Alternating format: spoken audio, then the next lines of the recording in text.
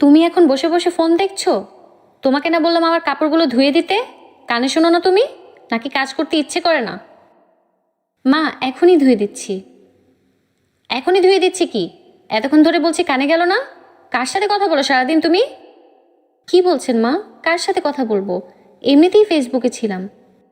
আমাকে শেখাতে আসো তুমি, তাই না? আমাকে শেখাচ্ছ? তোমার বয়স আমি অনেক আগেই পেরিয়ে এসেছি, বুঝি আমি সব। মা, আমি কারোর সাথে কথা বলিনি। বলছিলে সাফিন আসুক আজকে বাড়িতে, তারপর আমিও দেখছি কি করা যায়। বলতে বলতে চলে যায় রুমে। মীরা হতাশার শ্বাস ফেলেই নিজের কাজে যায়। কাপড় ধুয়ে সবেই এসে বসেছে, তখনই সীমা আসে। এখনও রান্না শেষ করনি? নাস্তা বানিয়েছি, একটু পরে রান্না বসাবো। একটু পরে কখন? সন্ধ্যা হয়ে গেলে? দুপুরে আর খেতে হবে না? সবে তো সকাল। তুমি আমাকে সকাল বিকেল চেনাতে এসেছো? তুমি? না না আপু, আমি এমনটা বলিনি।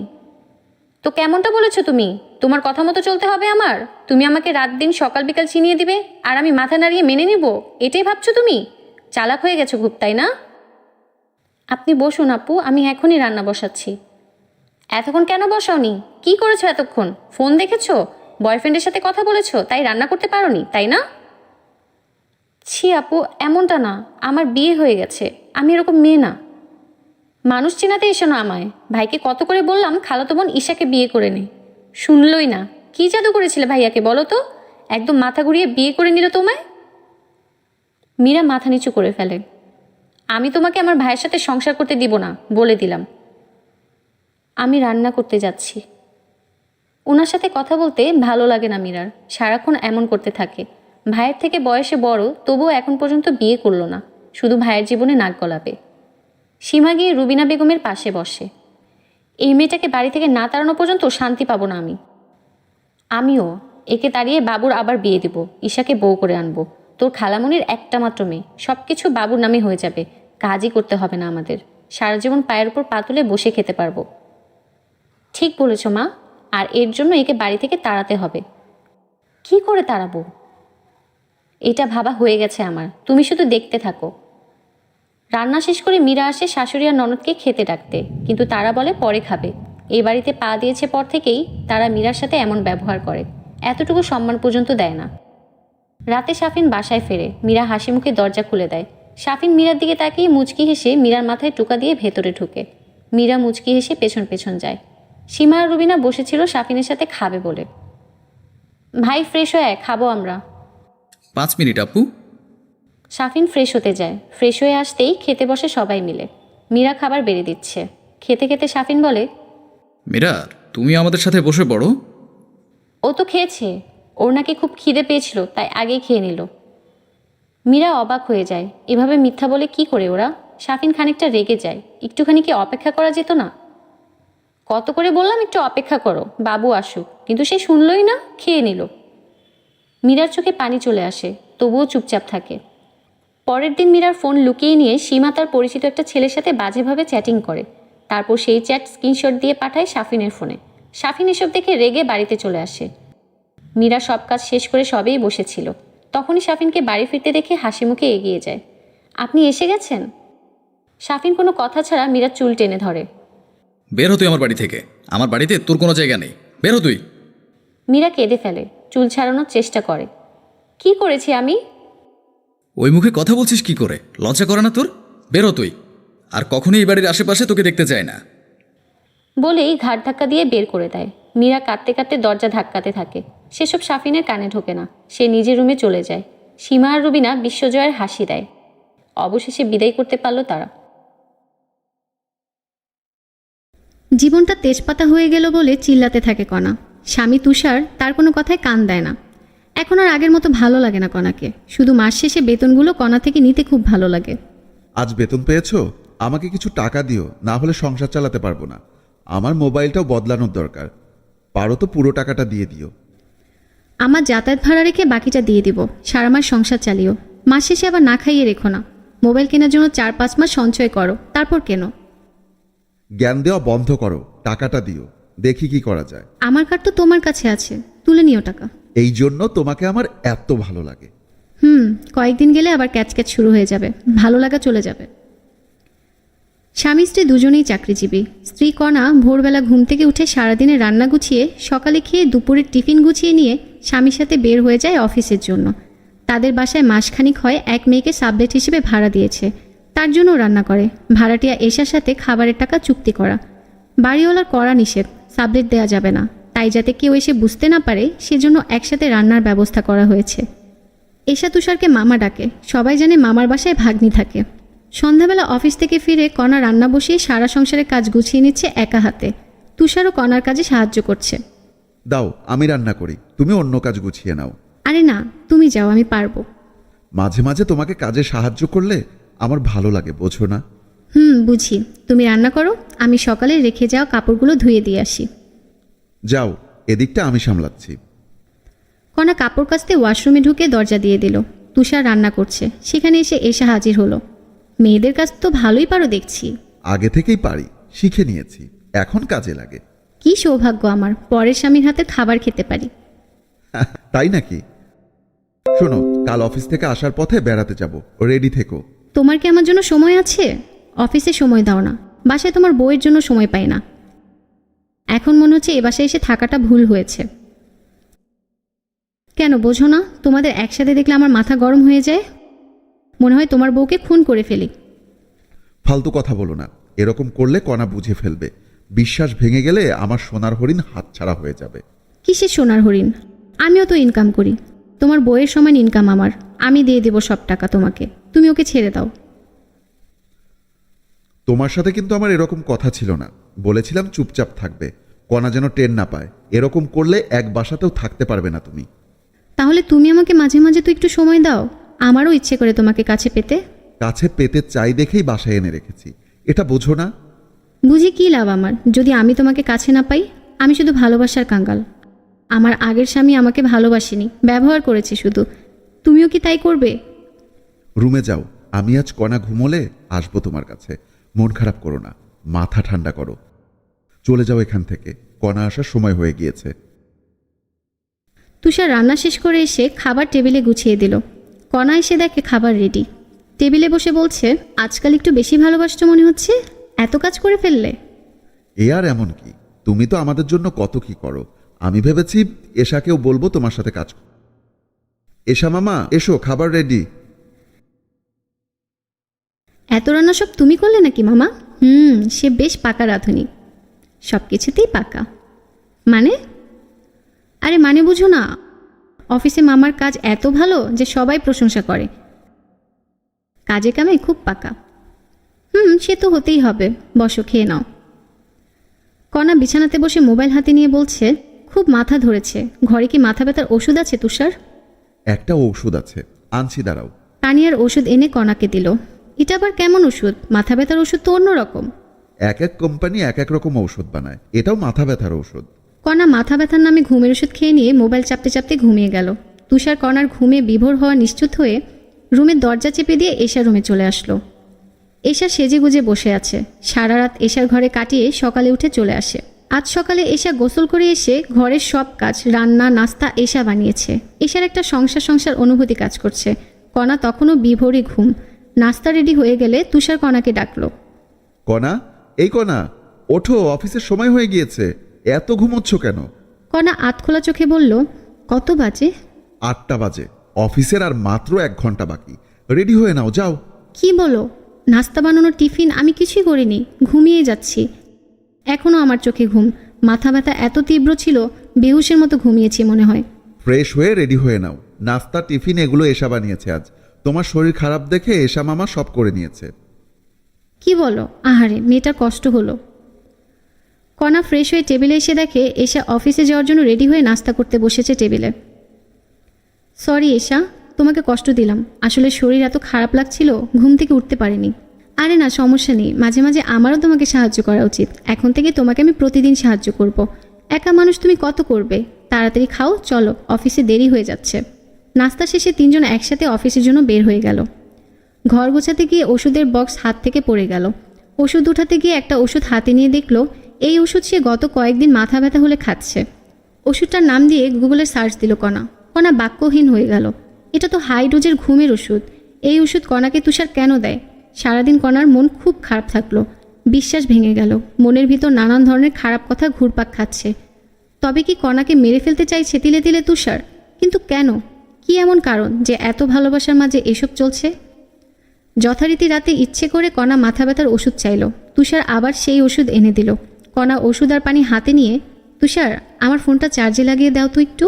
তুষার ফোন চার্জ দিতে গেলে ওষুধ ফেলে দিল কণা, শুধু পানি খেলো। তুষার অন্যদিনের মতো কণাকে ঘুমাতে দেখে উঠে চলে গেল এশার ঘরে। কণা বুঝতে পেরেছে তুষার উঠে গিয়েছে বিছানা ছেড়ে। কিছুক্ষণ বাদে কণা উঠে চুপি চুপি সারা ঘরে তুষারকে খুঁজতে লাগলো। হঠাৎ এশার ঘর থেকে হাসির আওয়াজ। দরজার ফাঁক দিয়ে তাকিয়ে নিজের চোখকে বিশ্বাস করতে পারছে না। ছি, এশা আর তুষার এক বিছানায় ঘনিষ্ঠ হয়ে বসে আছে। এশা বলছে, তোমার বউ কত বোকা, কিছু বুঝতে পারে না। ঘুমের ঔষধের কারসাজি সব। ঘুমে বিভর্ষে, কিচ্ছু টের পাবে না। ঘুমের ওষুধের কারসাজিতে যদি মরে যেত ভালো হতো। কই মাছের প্রাণ মরবে না সহজে। থাক না এভাবে বেঁচে, আমাদের সমস্যা কি? আমরা তো ভালোই দিন কাটাচ্ছি। আমার একান্ত একার হয়ে তুমি থাকতে, সেটা ভালো হতো। এই সংসারের উপর আমার খুব লোভ। আমার নিজের একটা সংসার হবে, এটা আমার স্বপ্ন। এখন তো সংসার তোমারও। তুমি চাইলেই রান্না করো, আমার সেবা করো, আর কি চাই? একটা বাচ্চা, নিজের সংসার, এটা পেলে আর কিছু চাই না। এসব পাগলি একদম করা যাবে না। এখন চুপচাপ থাকো। কণা দরজার ওপাশে দাঁড়িয়ে আর সহ্য করতে পারছে না, কান্নায় ভেঙে পড়ল।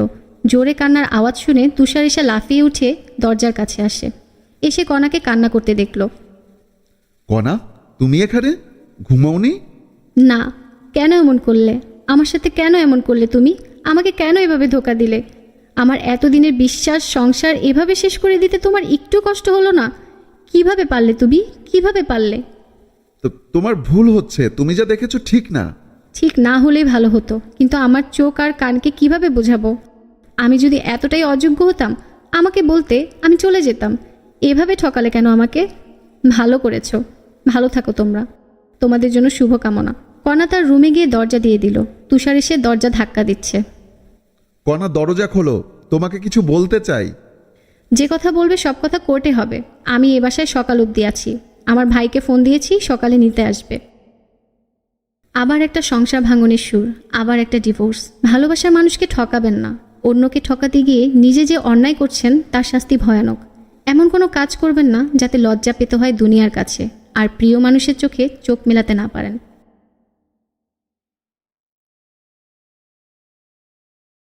বিয়ের জন্য বাসা থেকে আমার জন্য মেয়ে দেখছে, কিন্তু আমি পছন্দ করলাম বিবাহিত নারী ও এক সন্তানের মা জেরিনকে। সে আমার সহকর্মী। 7 মাস যাবৎ আমরা একই অফিসে একসাথে কাজ করছি। বেশ আগে থেকেই তাকে ভালো লাগতে শুরু করেছে। বাসায় জেরিনের কথা বিস্তারিত বলতেই বাবা ভাইয়া এমনকি ছোট বোনটাও তুচ্ছ-তাচ্ছিল্য করে কথা বলতে ছাড়ল না। আমার পছন্দ ও রুচি নাকি খুবই জঘন্য। কেবল মা খানিকটা সাপোর্ট করে বললেন, বিয়ে হচ্ছে ভাগ্যের ব্যাপার, তুমি যাকে নিয়ে ভালো থাকবে তাকে বিয়ে করো। মায়ের কিছুটা সমর্থন পেয়ে আমি কারো কথায় কোনো পাত্তা না দিয়ে জেরিনকে বিয়ে করলাম। বাসায় জানাতেই বাবা আমাকে কুকুরের মতো দূর দূর করে তাড়িয়ে দিল।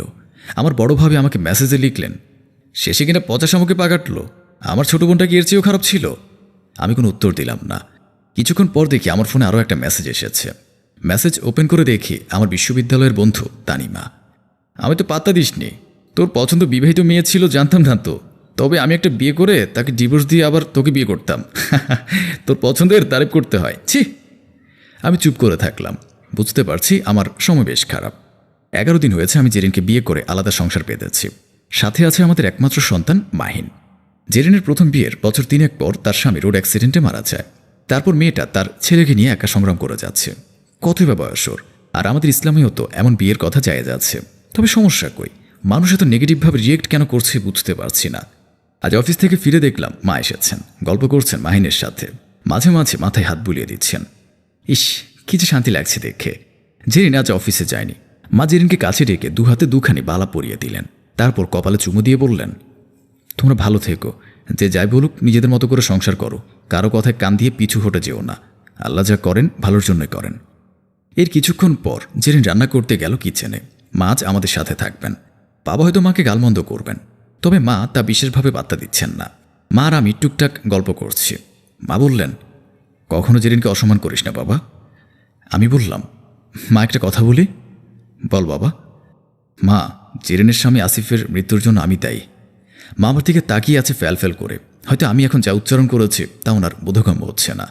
আমি বলতে লাগলাম, সেদিন আসিফ সাহেবের আমার গাড়ির সাথেই ধাক্কা লাগে। উনি রাস্তা পার হচ্ছিলেন, আমি শিক্ষানবিশ ছিলাম। কয়েকদিন অনুশীলনের স্থানে শিখে সেদিনই প্রথম রাস্তায় গাড়িটা চালাচ্ছিলাম। ব্রেক করতে পারেনি সময় মতো, ফলাফল যা হবার তাই হয়েছে। থেতলে গিয়েছিলেন উনি। আমিও মাথায় হালকা ব্যথা পাই। দ্রুত আমি গাড়ি থেকে নেমে ওনাকে হসপিটালে নিয়ে যাই, কিন্তু সুযোগ পাইনি। তার আগেই উনি আল্লাহর মেহমান হয়ে গিয়েছেন। এতটুকু বলেই আমি থামলাম। মা আমার দিকে জিজ্ঞাসু দৃষ্টিতে চেয়ে আছেন। আমি আবারও বললাম, ওনার ঠিকানা বের করার জন্য ওয়ালেট হাতে নেই। ওয়ালেট খুলতে একটা পারিবারিক ছবি আমার চোখে পড়ে। আসিফ সাহেব, ওনার স্ত্রী আর ছেলে মাহিনের একটা ছবি জলজল করছিল। অবাক হয়ে ভাবছিলাম, এই যুগেও কেউ ছবি ওয়ালেটে রাখে, যেখানে মোবাইলে হাজার হাজার ছবি সংরক্ষণ করা যায়। মা, এরপর থেকে আমি আর ঘুমাতে পারতাম না। বারবার সেই ছবি আমার চোখে ভাসত। আমার কারণে একটা পরিবারের আনন্দ সুখ ধূলিসাৎ হয়ে গেল। আমি সেদিনই সিদ্ধান্ত নিলাম, এই সুখ আমি আবার ফিরিয়ে দেব। কোনো অনুশোচনা, কোনো করুণা থেকে নয়, শুধু ভালোবেসে পরিবারকে আমি আপন করে নেব। আমি কিছুটা সময় দিয়েছিলাম নিজেকে, যে আমি যা সিদ্ধান্ত নিয়েছি তাকে চোখের বশে নিয়েছি। কিন্তু না, দিন শেষে মনে হলো আমি সঠিক সিদ্ধান্ত নিয়েছি, একেবারে মন থেকে। মা বললেন, আচ্ছা জহির, ধর জেরিন যদি রাজি না হতো বিয়েতে? না হলে আর কী করতাম? তবে এই ভাবনাটা যে মাথায় আসেনি তা নয়, শুধু আল্লাহকে ডেকে বলতাম, হে মহান রব, তুমি আমার পথ সহজ করে দাও। তারপরও ভেবে রেখেছিলাম, জেরিন রাজি না হলে অন্য কাউকে বিয়ে করতাম, যে কিনা জেরিনের মতো একা সন্তানকে লালন পালন করছে, সংগ্রাম করছে প্রতিনিয়ত। মা আমার মাথায় হাত বুলিয়ে বললেন, দোয়া করি বাবা, ভালো থাক তোরা। আচ্ছা, জেরিন কি এই বিষয়ে জানে? না মা, এখনও বলে উঠতে পারেনি। দোয়া করো যেন খুব শীঘ্রই বলতে পারি। হঠাৎ দেখলাম দরজার কাছে দাঁড়িয়ে আছে। আমি হকচকিয়ে গেলাম। কিছু বলতে যাব, তার আগে জেরিন হাত দিয়ে ইশারা করে থামিয়ে দিয়ে বলল, আমি সব শুনেছি, বুঝতে পেরেছি এটা নিছক একটা দুর্ঘটনা ছিল। আমার কপালে আল্লাহ যা লিখে রেখেছেন তাই হবে। আমি এখন আমার বর্তমানকে নিয়ে সুখী হতে চাই। আমি এক ঝটকায় মায়ের দিকে তাকালাম। মাকে দেখে মনে হলো স্বস্তির নিঃশ্বাস ফেললেন তিনি। সুজন অফিস থেকে বাসায় ফিরেছে বেশ কিছুক্ষণ হলো, কিন্তু সেদিকে নীলিমার কোনো হেলদোল নেই। সে ফোন ঘাঁটতে ব্যস্ত। সুজন এক প্রকার বিরক্ত হয়ে বলল, আমাকে কি এক গ্লাস পানি দেওয়া যাবে? সুজনের কথা নীলিমা ফোনটা রেখে দিল।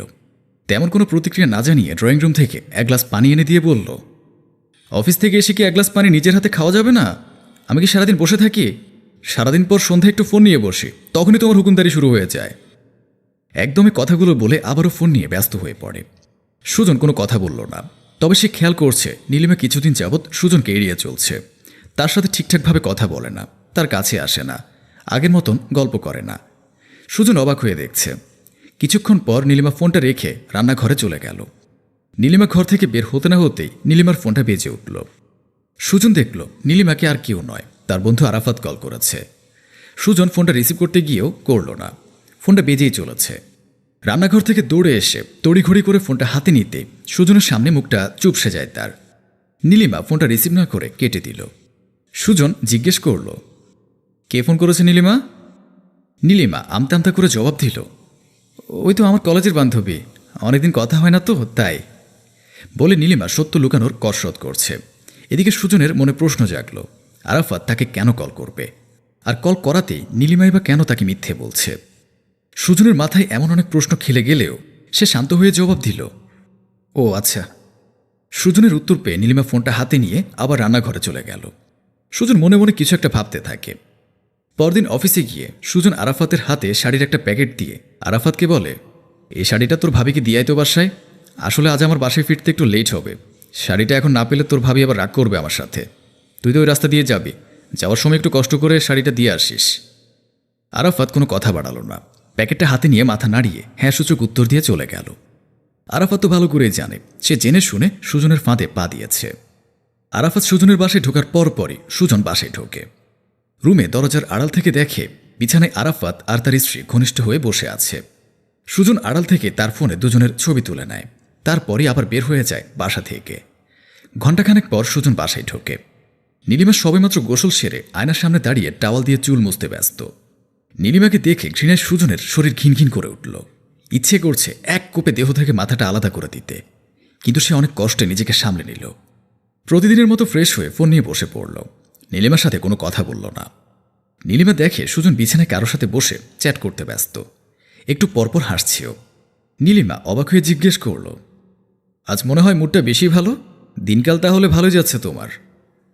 তোমারও তো খারাপ যাচ্ছে না। ফোনের দিকে তাকিয়ে কথাটা বলল সুজন। নীলিমা আর কোনো কথা না বলে চলে গেল রান্নাঘরে। নীলিমা রুম থেকে চলে যেতে হাত থেকে ফোনটা বিছানায় ছুঁড়ে মেরে রাগি মুড়ে বসে থাকলো কিছুক্ষণ। নীলিমা রুমে ঢোকার আগে আবার ফোনটা হাতে নিয়ে কারোর সাথে ফোনে কথা বলতে লাগলো। কিছুক্ষণ পর কথা বলতে বলতে বারান্দায় চলে গেল। নীলিমা আজ বেশ অবাক হচ্ছে সুজনের ব্যবহারে, কিন্তু কিছুই বলল না। রাতে বিছানায় শুয়ে নীলিমাকে সুজন বলল, নীলিমা, একটা রোমান্টিক মুভির কিছু ছবি সংগ্রহ করেছি, দেখো তো অ্যাক্টরসদের চিনতে পারো কি না। নীলিমা সুজনের কথায় পাত্তা না দিয়ে পাশ ফিরে শুয়ে পড়ল। সুজন এক প্রকার জোর করে তাকে টেনে উঠালো আর বলল, আহা দেখোই না, মুভিটা বেশ ভালো লাগবে তোমার। কথাটা বলে সুজন ফোনটা নীলিমার চোখের সামনে ধরল। ফোনের দিকে তাকাতে নীলিমার মাথায় যেন আকাশ ভেঙে পড়ল। নীলিমা একবার ফোনের দিকে আর একবার সুজনের মুখের দিকে তাকায়। ফোনের স্ক্রিনে তার আর আরাফাতের ছবি ভেসে আছে। ভয়ে কোনো কথা বলতে পারে না। নীলিমার ভয়ার্ত মুখ দেখে সুজন উচ্চ স্বরে হেসে ওঠে। হাসতে হাসতে জিজ্ঞেস করে, মুভির ট্রেলার ফটোটা সুন্দর না নীলিমা? নীলিমা কোনো কথা বলে না, চুপ করে থাকে। সুজন আবারও জিজ্ঞেস করে, তবুও কথা বলে না নীলিমা। সুজন আর নিজের রাগ সামলাতে পারল না, কষে থাপ্পড় বসিয়ে দিল নীলিমার গালে। নীলিমা নিজের হাতে গাল চেপে ধরল। সুজন টেনে বিছানা থেকে নামিয়ে নীলিমাকে ফ্লোরে ফেলে দিয়ে পরপর কয়েকটা লাথি দিয়ে চিৎকার করে বলল, কিসের অভাব রেখেছিলাম তোর? কেন আমার বিশ্বাস নিয়ে এভাবে খেলা করলি? আরাফাতের মাঝে কি এমন পেলি যে আমার মাঝে নেই, বল? একদমই কথাগুলো বলে সুজন আরও একটা লাথি বসিয়ে দিল। তারপর টেনে হিচড়ে নীলিমাকে বাসা থেকে বের করে দিল। নীলিমা কাঁদতে কাঁদতে আরাফাতের বাসায় চলে গেল। আরাফাত ড্রয়িং রুমে বসে টিভি দেখছে। নীলিমাকে দেখে আরাফাত ভূত দেখার মতো চমকে উঠল। টিভিটা বন্ধ করে বলল, আরে ভাবি যে। আরাফাতের এমন কথায় নীলিমা অবাক হয়ে তাকিয়ে রইল আর বলল, তুমি আমাকে ভাবি ডাকছ? বন্ধুর বউকে ভাবি ডাকবো না? বন্ধুর বউ কি নিজের বউ হয় নাকি? কথাটা বলে হাসতে লাগলো আরাফাত। নীলিমা অসহায়ের মতো তাকিয়ে রইল আরাফাতের দিকে। কাঁদতে কাঁদতে বলল, আরাফাত, সুজন আমাকে বাসা থেকে বের করে দিয়েছে, আমি তোমার কাছে চলে এসেছি, চলো আমরা বিয়ে করে ফেলি। নীলিমার কথা শুনে আরাফাত বিদ্রুপ করে হেসে বলল, বিয়ে? কিসের বিয়ে? কাকে বিয়ে করব? তোমাকে? অসম্ভব, তোমার মতো মেয়েকে নিয়ে বিছানাতে যাওয়া যায়, সংসারে শোভা পায় না। তোমার স্বামী থাকা অবস্থায় তুমি আমার সাথে বিছানায় গেছো, আমার সাথে থাকতে অন্য কারোর সাথে বিছানায় যাবে না তার কোনো গ্যারান্টি নেই। সুজন আগেই বুঝেছিল তুমি একটা চরিত্রহীনা নষ্টা মেয়ে। তোমাকে পরীক্ষা করার জন্যই সুজন আমাকে বলেছিল তোমার সাথে একটু ফ্লার্ট করতে, কিন্তু তুমি নষ্টামের সব স্তর ছাড়িয়ে গেছো। সুজন তো তোমাকে ঘাট ধাক্কা দিয়ে বের করে দিয়েছে। আমি হলে কুপিয়ে খুন করতাম। তোমাদের মতো মেয়েদের জন্যই ছেলেদের মন ভাঙে, অনেক মেয়ে সংসার ভাঙে। এখন তোমার জায়গা রাস্তাই হবে, নয়তো কোনো পতিতালয়ে। তোমার মতো মেয়েদের সাথে এমনটাই হওয়া উচিত। চলে যাও আমার বাসা থেকে। আর হ্যাঁ, সুজনের কাছে গিয়েও লাভ নেই, সুজন অলরেডি নতুন সংসার সাজানোর আয়োজন করে দিয়েছে। আরাফাতের কথাগুলো চুপচাপ শুনল নীলিমা, চোখ দিয়ে অঝরে পানি পড়ছে। আরাফাতের কথা শেষ হলে কাঁদতে কাঁদতে তার বাসা থেকে বেরিয়ে যায়। এক স্বামীতে যেসব নারী সন্তুষ্ট হতে পারে না, তার হাজার পুরুষের আলিঙ্গনেও স্বভাব বদলাবে না। লোকে তো আর এমনি এমনি বলে না, যার হয় না নয়ে তার হয় না 90। আরে মাহিমা, এতদিন পর কোথা থেকে আসলি? অনেকদিন পর তোকে দেখলাম। দরজা খুলে নিজের প্রাণপ্রিয় ছোটবেলার বান্ধবীকে দেখে আবেগে আপ্লুত হয়ে যায় রূপা।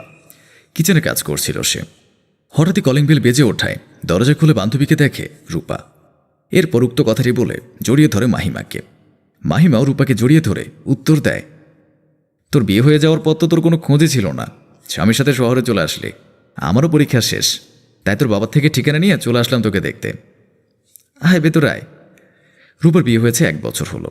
রূপা গ্রামের মেয়ে, বিয়ের পর স্বামীর সাথে শহরে চলে আসে, তাই দুই বান্ধবীর দেখা বন্ধ হয়ে যায়। ফোনে অবশ্য কথা হতো, কিন্তু সেটা মাঝে মাঝে।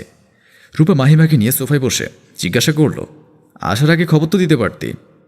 তোকে সার্ভার দিতে কিছু জানাইনি, সেজন্য আঙ্কেলকে বলে ঠিকানা নেওয়া। আচ্ছা বাদ দে, কেমন আছিস বল? এই তো চলছে দিনকাল। তোর কি অবস্থা? সংসার জীবন কেমন চলে? আমারও এই চলছে একভাবে। স্বামী সারাদিন অফিসে থাকে, আমি বাসায় রান্না করি, খাই দাই, ঘুমাই। বিন্দাস লাইফ। তা তো শ্বশুর শাশুড়ি ননদ যা কিছু নেই? সবাই আছে, গ্রামে থাকে। ও আয়, তোকে রুম দেখিয়ে দে, ফ্রেশ হয়ে নে, আমি কিছু নাস্তা বানাই। মাহিমাকে কথাটা বলেই রূপা মাহিমাকে গেস্ট রুম দেখিয়ে কিচেনে গিয়ে নাস্তা বানাতে শুরু করলো। মাহিমা ফ্রেশ হয়ে রূপার কাছে আসে। তাকে দেখেই রূপা বলে, কিরে তুই আসতে গেলি কেন? সারাদিন জার্নি করে আসলি, রেস্ট নে। না ঠিক আছে, আমি তোর হাতে হাতে সাহায্য করে দিই, চল। তোর স্বামী কখন আসবে অফিস থেকে? সন্ধ্যা হয়ে আসলো, এখনই এসে যাবে। দুই বান্ধবী এভাবে টুকটাক করে গল্প করতে করতে রান্না শেষ করে। রান্না শেষ করে ফ্রেশ হয়ে দুজনেই চা বিস্কুট খেয়ে সোফায় বসে যায় আড্ডা দিতে। অনেকদিন পর দুই বান্ধবী একে অপরকে কাছে পেয়ে সুখ দুঃখের গল্প করা শুরু করলো। এর মাঝেই আবার কলিং বেল বেজে ওঠে। ওই দেখ, তোর ভাই বুঝি চলে এলো, তুই বস, আমি দরজা খুলে দিয়ে আসি বলেই রূপা দরজার দিকে যায়। দরজা খুলে দিতেই রূপা তার স্বামী আলফাজকে হাসি মুখে দাঁড়িয়ে থাকতে দেখে। রূপাও প্রতি উত্তরে মুচকি হাসে। এরপর আলফাজ ভেতরে ঢুকতেই মাহিমাকে দেখতে পায়। সে রূপার দিকে তাকিয়ে জিজ্ঞেস করে, রূপা, ইনি কে? আমার ছোটবেলার বান্ধবী মাহিমা। হো, আগে দেখিনি তো, তাই চিনি না। ভালো আছেন আপনি? মাহিমা এতক্ষণে ইতস্থিত হয়ে বসেছিল। আলফাজ প্রশ্ন করাতেই সে একটু হাসার চেষ্টা করে বলে, আলহামদুলিল্লাহ ভাইয়া, ভালো আছি। আপনি কেমন আছেন? আমিও আলহামদুলিল্লাহ ভালো আছি। রূপা, আমি রুমে গিয়ে ফ্রেশ হই, টেবিলে খাবার সাজাও গিয়ে। আচ্ছা। আলফাজ রুমে যেতেই রূপা ডাইনিং রুমে গিয়ে টেবিলে খাবার সাজায়। এদিকে মাহিমা আলফাজকে দেখে মনে মনে পছন্দ করে ফেলে। কত সুন্দর একটা মানুষ। হঠাৎই রূপাকে হিংসা হতে লাগলো মাহিমার। রূপার থেকে সে অনেক বেশি সুন্দরী, সেখানে রূপা এত সুদর্শন স্বামী পেয়েছে। মাহিমা মনে মনে ভেবে নেয়, যেভাবেই হোক এখান থেকে আলফাজের মন ঘুরিয়ে নেবে রূপার উপর থেকে। রূপা খাবার সাজিয়ে আলফাজ আর মহিমা দুজনকে ডাক দেয়। মাহিমা আলফাজ রুম থেকে বের হওয়ার অপেক্ষা করে। আলফাজ বেরিয়ে আসতেই সে আগ বাড়িয়ে বলে, আপনার কাজকর্ম কেমন চলছে ভাইয়া? জি ভালো। রূপা খেতে ডাকলো, চলেন যাই। জি চলেন। ডাকছি কখন থেকে, এখন আসলো তোমরা? বসো, সবাই বেড়ে নিয়ে খাবো। রূপা খাবার সার্ভ করে দেয়। আলফাজের পাশে বসেই খেতে বসে। তিনজন গল্প করতে করতে খাবার খেয়ে নেয়। মহিমা আর চোখে আলফাজকে দেখছে। সে রূপাকে মাছ বেছে খেতে সাহায্য করছে। মহিমা তা দেখে রাগে কাঁপছে শুধু। দুজনকে একসাথে সহ্য করতে পারছে না কেন জানি। সে তাড়াহুড়ো করে খাবার খেয়ে উঠে যায়। রূপা তা দেখে বলল, এত তাড়াতাড়ি খাওয়া হলো তোর? আসলে পেট ভরে গেছে তাই। যে রুমে ফ্রেশ হলাম ওখানে কি ঘুমাবো? হ্যাঁ যা। আলফাজ নীরব থাকলো, কিছু বলল না। মাহিমার চাহনি তার কাছে ভালো ঠেকছে না। মাহিমা চলে যেতে রূপা আর আলফাজও খেয়ে নেয়। পরদিন শুক্রবার, আলফাজের অফিস বন্ধ। সে দেরি করে ঘুম থেকে উঠে। রূপাকে পাশে না পেয়ে চা চেয়ে রূপাকে ডাকে।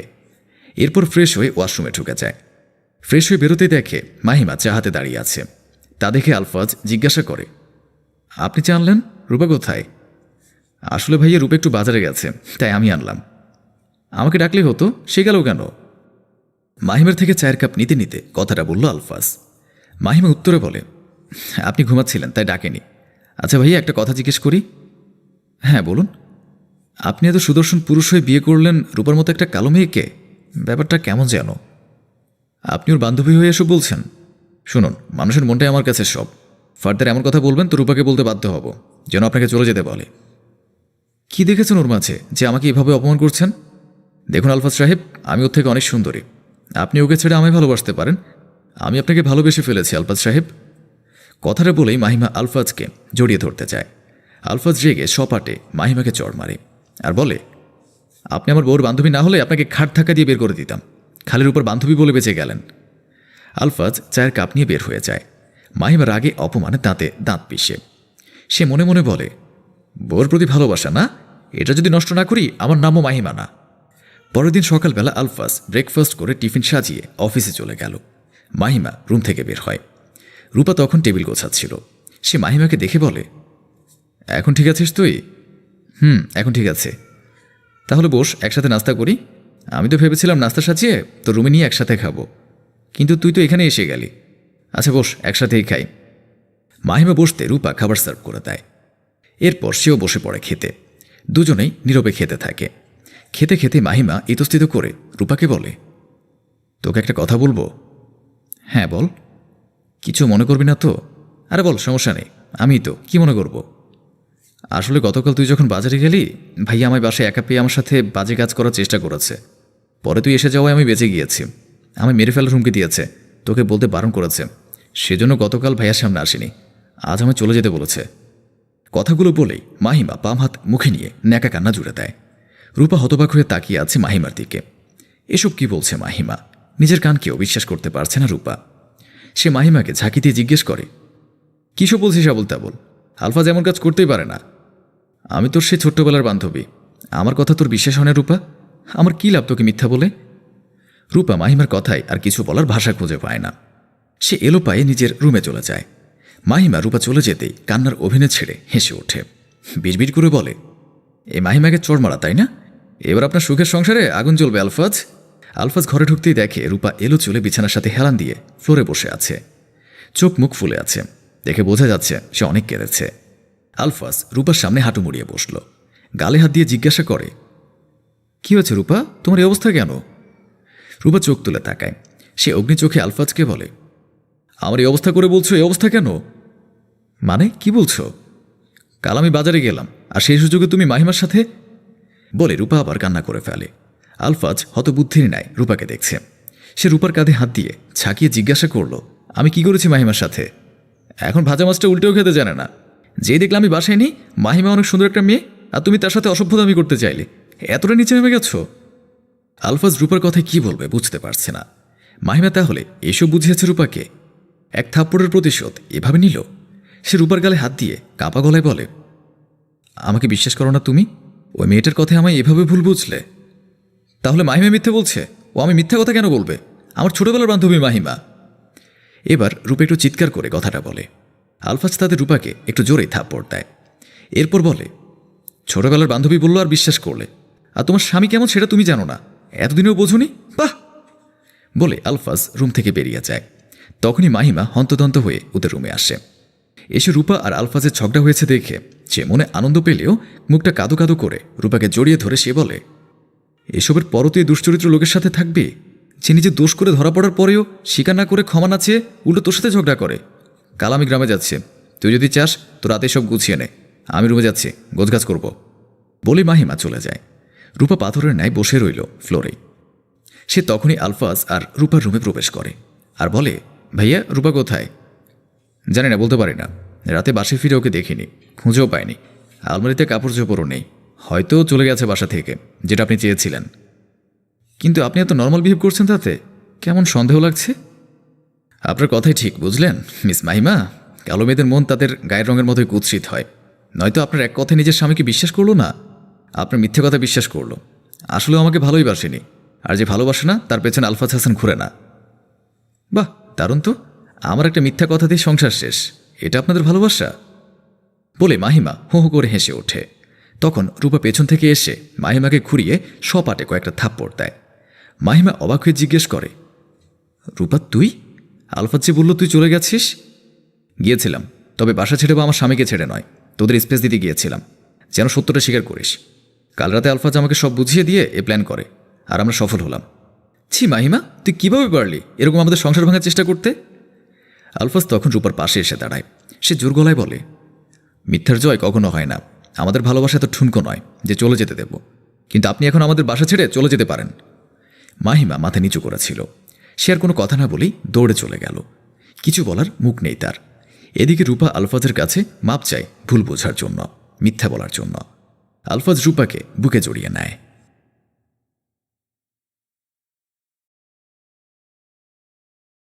বিয়ের রাতেই অজান্তার হাতে একটা ফুটফুটে মেয়ে সন্তানকে তুলে দিল তানভীর। আজ থেকে তুমি তুলির মা, ও সকল দায়িত্ব তোমার। অজান্তা মুচকি হেসে তুলিকে নিজের বুকের মাঝে আঁকলে নিল। আপনি কোনো চিন্তা করবেন না, তুলির মা হওয়ার জন্য যা যা করার প্রয়োজন তার সবই আমি করতে রাজি আছি ইনশাআল্লাহ। আমি জানি তুমি তুলিকে নিজের সন্তানের মতোই বড় করে তুলবে, সে বিষয়ে আমার কোনো সন্দেহ নেই। তানভীরের কথা শুনে অজান্তা ঘুমন্ত তুলির দিকে তাকালো। কত নিষ্পাপ মুখখানা তার। তুলির বয়স মাত্র 2 মাস। তুলিকে জন্ম দেওয়ার সময় তুলির মা অর্থেই মারা যায়। অজান্তা সেই ডক্টর যে নিজে অর্থের ডেলিভারি করেছিল, নিজের সবটুকু দিয়ে চেষ্টা করেছিল অর্থকে বাঁচানোর, কিন্তু শেষ রক্ষা হয়নি। তানভীর অর্থের এভাবে চলে যাওয়া মেনে নিতে পারেনি। যদিও অর্থের সাথে তানভীরের তেমন সখ্যতা ছিল না, তবুও নিজের স্ত্রীকে হারিয়ে সে বাকশূন্য হয়ে গিয়েছিল। তারপরে পরিচয় হয় অজান্তার সাথে। অজান্তা ডিভোর্সি, সে কখনো মা হতে পারবে না শুনে তার স্বামী তাকে ডিভোর্স দেয়। সবকিছু মিলিয়ে তানভীর আর অজান্তা তুলির কথা চিন্তা করে সিদ্ধান্ত নেয় বিয়ে করার, যেন অজান্তা মাতৃত্বের স্বাদ অনুভব করতে পারে আর তুলিও নিজের মা পায়। তুলিকে বিছানায় শুয়ে দিয়ে তুমি ফ্রেশ হয়ে এসো, ততক্ষণ আমি ওর কাছে থাকি। তানভীরের কথায় অজান্তা ছোট্ট করে জবাব দিল, আচ্ছা। বেশ কিছুক্ষণ পর অজান্তা ফ্রেশ হয়ে এসে বিছানায় তুলিকে না দেখে তানভীরকে জিজ্ঞাসা করল, তুলি কোথায়? মা এসে নিয়ে গেছে। কিন্তু কেন? আজ আমাদের জীবনের একটা বিশেষ দিন, তাই। অজান্তা তানভীরের কথার মানে বুঝতে পেরে বলল, বিশেষ দিন আমাদের দুজনের জীবন আগেও এসেছিল, কিন্তু সেই বিশেষ দিন তিক্ততায় ভরা ছিল। তুমি আমার বিবাহিত স্ত্রী, তবু অনুমতি চাইছি। তুমি কি চাও আর 5টা কাপলের মতো আমাদের সম্পর্কটাও আগাক? চাই, কিন্তু আমার কিছুটা সময় প্রয়োজন নিজেকে গুছিয়ে নেওয়ার জন্য। ঠিক আছে, তুমি সময় নাও। তবে সত্যি বলতে তোমার মতো মেয়ের প্রেমে পড়তে বাধ্য হয়েছি আমি। তোমার মতো একটা মেয়েকে কেউ কী করে ডিভোর্স দিতে পারে? বাদেন সেসব কথা, যা হয়েছে ভালোই হয়েছে। আজ আমি তুলিকে পেয়েছি, আমার আর কিচ্ছু চাই না। আমি মাতৃত্বের স্বাদ গ্রহণ করতে পেরেছি, এর থেকে বড় আনন্দের আর কিছুই নেই। আচ্ছা, তুমি আমার পাশে এসে ঘুমিয়ে পড়ো, আমি একটু ছাদ থেকে ঘুরে আসি। সিগারেট খেতে যাবেন? তুমি কি করে বুঝলে? তানভীরের কথায় অজান্তা মুচকি হাসল। আমার সামনেই খান, কোনো সমস্যা নেই। অজান্তার এমন কথা শুনে তানভীর অবাক না হয়ে পারল না। এসব কি বলছো তুমি? অবাক হতো কিছুই নেই। আপনি সিগারেট খাওয়ার জন্য এত রাতে কষ্ট করে ছাদে কেন যাবেন? তার থেকে বরং আমার সামনেই খান, আমার কোনো সমস্যা নেই। কিছু একটা ভেবে তানভীর জবাব দিল, না থাক, আজকে আর খাবো না, চলো ঘুমাই। আসুন। কথাটা বলেই অজান্তে বিছানার এক সাইডে শুয়ে পড়ল। তানভীরও বিছানার কাছে থাকা টেবিল ল্যাম্পটা বন্ধ করে অপর পাশে শুয়ে পড়ল। দুজন দুদিকে মুখ করে শুয়ে আছে। দুজনের মুখেই হাসির রেখে স্পষ্ট, অথচ কেউ জানে না তারা কেন হাসছে। হয়তো একজন হাসছে নিজের প্রেয়সীকে নিজের করে পাওয়ার জন্য, আরেকজন হাসছে মা হতে না পারার আক্ষেপ পূরণ হওয়ার জন্য।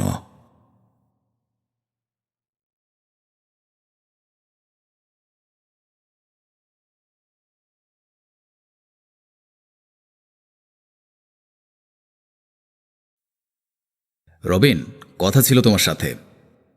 হ্যাঁ বাবা, বলো। বয়স তো আর কম হলো না, এবার তোমার বিয়ে করা উচিত। আমি তোমার জন্য একটা মেয়ে দেখেছি। মেয়েটি মাশাল্লাহ অনেক সুন্দর। ওয়াও, গ্রেট বাবা। মেয়েটিকে দেখতে চাই। কোন ক্লাসে পড়ে? বাসা কই? তোমার সেম ইয়ারে, তোমার কলেজেই পড়ে। তুমি হয়তো বা চিনো তাকে। রনি খানিকটা অবাক হয়। আমি চিনি? রহিম পকেট থেকে ছবি বের করে দেয়। রনি ছবিটা হাতে নেয়। নিজের প্রেমিকার ছবি থেকে খানিকটা স্তব্ধ হয়ে যায় রনি। আমার পছন্দের মেয়ে, রূপে গুণে সব দিকে সেরা, পছন্দ হতেই হবে। রনি ছবিটা রবিনের হাতে দেয়। রবিনের মেয়েটাকে ভালো লাগে। রনি, কিছু বলো। দেখো, যদি ভাইয়ের ভালো লাগে তাহলে যা ভালো হয় তাই করো। বলেই রনি চলে যায়। রাতে রবিন আসে রনির কাছে। রনি বসে পড়ছিল। রবিন রনির পাশে বসে। তুই তো চিনিস রিমিকে, কেমন সে? কলেজে কি বেশি ছেলে বন্ধু আছে? রিমি খুব ভালো মেয়ে ভাইয়া, ওর মতো মেয়েই হয় না। খুব সুন্দর ব্যবহার তার, যত্নশীল নারী। ওকে যে জীবনে পাবে সে লাকি হবে। ওর ভুল কখনো ওর শত্রু ধরতে পারবে না। যেমন দেখতে মাশাল্লাহ তেমনিই ভালো। ভাইয়ের কথা শুনে রবিনের পছন্দ আরও বেড়ে যায়। তাহলে বিয়েতে হ্যাঁ বলে দিচ্ছি। সত্যি বলতে আমার খুব ভালো লেগেছে ওকে। প্রথম দেখাই প্রেমে পড়ে গেছি। লাজুক হেসে বলে রবিন। রনিও একটু হাসার চেষ্টা করে। ভীষণ কান্না পাচ্ছে তার। প্রিয় মানুষটিকে হারানোর ব্যথা মনে জ্বালা দিচ্ছে। তখনই ফোন বেজে ওঠে। স্ক্রিনে রিমি নামটা জলজল করছে। রনি চোখের পানি মুছে কল রিসিভ করে। রনি, বাবা আমার বিয়ে ঠিক করে ফেলেছে। কি করব এখন আমি? রনি, কিছু করো তুমি, আমি বিয়ে করতে চাই না। রিমি, আমার কথা শোনো। আমরা সেম ইয়ারে পড়াশোনা করি। আমার জব পেতে, পড়ালেখা শেষ করতে অনেক সময় লাগবে।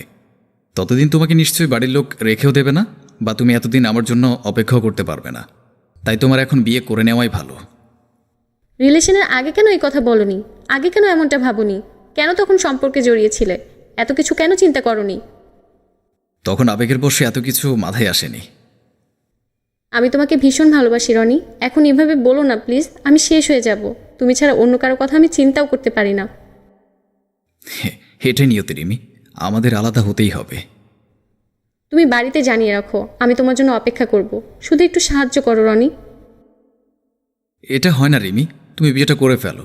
তোমার হবু বর তোমাকে খুব পছন্দ করে, খুব ভালো রাখবে তোমায়। তুমি ছাড়া অন্য কারো কাছে ভালো থাকবো না আমি। থাকবে ভালো। কদিন পর দেখবা আমাকে আর মনেই পড়ছে না। রনি প্লিজ। ভালো থেকো, রাখছি। আশা করবো আমাকে আর কখনো কল করবা না। রনি প্লিজ এমনটা বলো না। আচ্ছা, আমি কথা বলবো তোমার পরিবারের সাথে। দরকার হলে পায়ে ধরে কান্নাকাটি করব। তাদের মন গলবেই, আমাকে মেনে নিবে। রাখো তো, তোমার আজারের কথা শুনতে ভালো লাগছে না। বলেই রনি ফোন কেটে দেয়, আর সাথে সাথে ফোন বন্ধ করে ফেলে। রিমি কাঁদতে কাঁদতে আবার কল দেয়, কিন্তু বন্ধ পায়। ফোন রেখে রিমি কাঁদতে থাকে। রনিও হাঁটু মুড়ে বসে কেঁদে ফেলে। বিয়ের দিন ভাইকে নিজ হাতে সাজিয়ে দেয় রনি।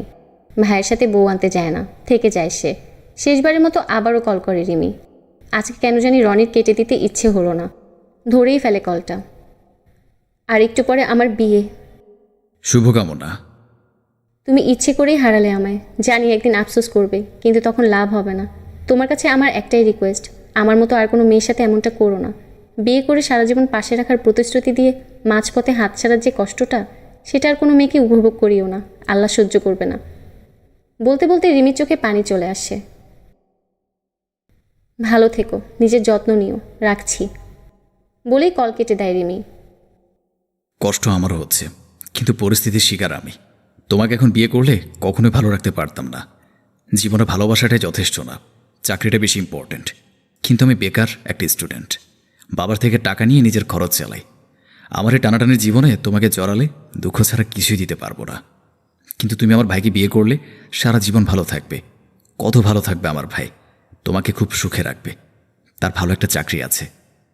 একা একাই বলে রনি, কিন্তু বোকারুনি এটা বুঝতে পারে না সব মেয়েরা টাকার পাগল হয় না। বিয়ে করে বউ নিয়ে বাড়ি ফিরে রবিন। কলিং বেল বাজানোর পরে দরজা খুলে রনি, কিন্তু আশ্চর্য রিমি রনির দিকে ফিরেও তাকায় না, চলে যায় রবিনের রুমে। পেছন পেছন রবিনও যায়। তারপর থেকে রিমি কখনই রনির দিকে তাকিয়ে কথা বলে না।